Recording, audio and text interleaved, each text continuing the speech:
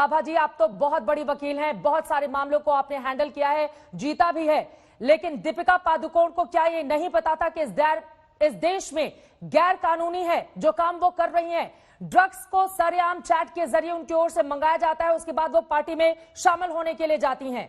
ये क्या बताता है? ड्रग्स लीला में शामिल क्यों रही दीपिका पादुकोण? और अब तक पूरे मामले का खुलासा हो चुका है, लेकिन दीपिका ने अपना मुंह नहीं खोला है, क्यों? देखिए, ड्रग्स तो मैं कहूंगी अगर सिर्फ ड्रग चैट पे आप अरेस्ट करेंगे और किसी ने 2017 में, 18 में, 2015 में अगर ड्रग ली है, उसके लिए तो मुझे लगता है कि इस देश के आधे कॉलेज गोइंग बच्चे, आधे इंजीनियरिंग स्टूडेंट्स, करीब करोड़ लोग जेल में चले जाएंगे। तो इस तरह से तो एनसीबी को काम करना नहीं, उनकी जो मैंडेट है वो है इंटरनेशनल ड्रग कार्टेल, उनको पकड़ना, क्या क्रॉस बॉर्डर ड्रग्स ट्रांसफर हो रही उसको देखना। और यहाँ पे देखा जा रहा है कि ड्रग कार्टेल और ड्रग सिंडिकेट्स को छोड़ के अब ये जो कंज्यूमर्स हैं, 1 ग्राम 2 ग्राम के कंज्यूमर्स हैं, मैं ये नहीं कह रही कि उन्होंने गुनाह किया है, लेकिन जो गुनाह वो करते हैं उसकी बेल होती है। रेप पार्टीज की ओवरनाइट 24 आवर में बेल करने का प्रोविजन है, और ये दिल्ली हाईकोर्ट के केस में है, क्योंकि एनडीपीएस के केस जरूर नॉन बेलेबल होते हैं, कॉग्निजेबल होते हैं, उनमें बेल नहीं होती। लेकिन दिल्ली हाईकोर्ट ने स्पेसिफिकली कहा है कि एनडीपीएस केसेस भी जिसमें कंज्यूमर यूज कर रहा है, कमर्शियल यूज नहीं है, उसमें आपको बेल दी जा सकती है।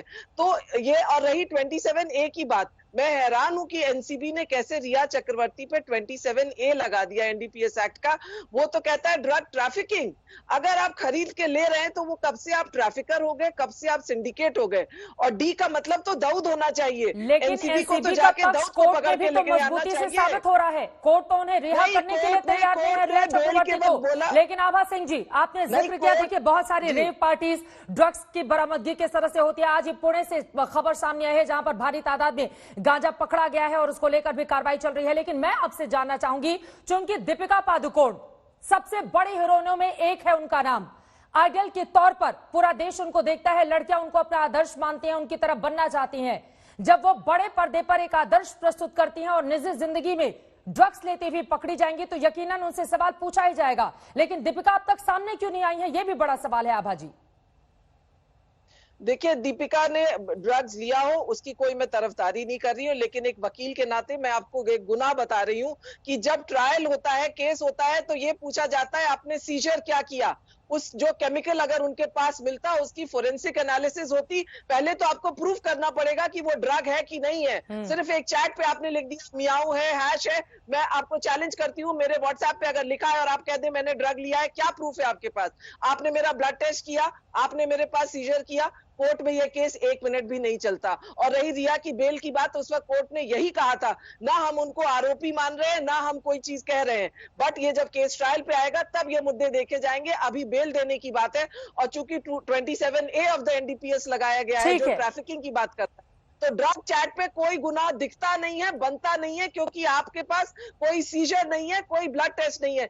ये सिर्फ चूंकि ईडी को पैसा नहीं मिला है, सीबीआई सुशांत का कुछ कर नहीं पाई, तो अपनी जो है मुंह की कालिख हटाने के लिए ये लोग अब एनसीबी करके। आप ये कह रही हैं कि दरअसल ये जो बड़ी बड़ी जांच एजेंसियां हैं, इनको पैसा नहीं दिया गया, इस वजह से ऐसी कार्रवाई। आभा सिंह जी, क्या आप इस मुद्दे पर गंभीर नहीं हैं? आपको पता है, आभास है कि आप क्या कह रही हैं। जो काम गैर कानूनी है, बड़े बड़े स्टार्स जब वो काम करते हैं तो वो गलत है, और अगर वो गलत है तो उनको पकड़ा जाना चाहिए ताकि सफाई हो सके। आपको तो सीधे खंडन करना चाहिए आभा जी।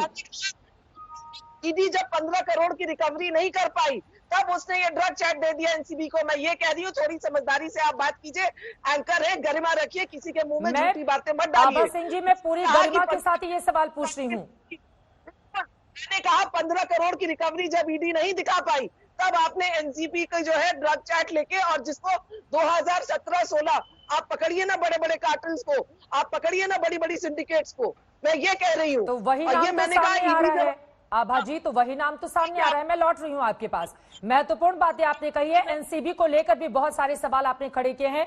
उमाकांत मिश्रा जी, एनसीबी के सीनियर अधिकारी हमारे साथ मौजूद हैं, उनके पास मैं चलूंगी, लेकिन उसके पहले उज्जवल निकम साहब, सीधे आपका रुख करते हुए, क्योंकि आभा जी ने महत्वपूर्ण बातें तो कही है, एक व्हाट्सएप चैट ही अभी आधार है, और ये 2017 का पूरा मामला अक्टूबर का बताया जा रहा है।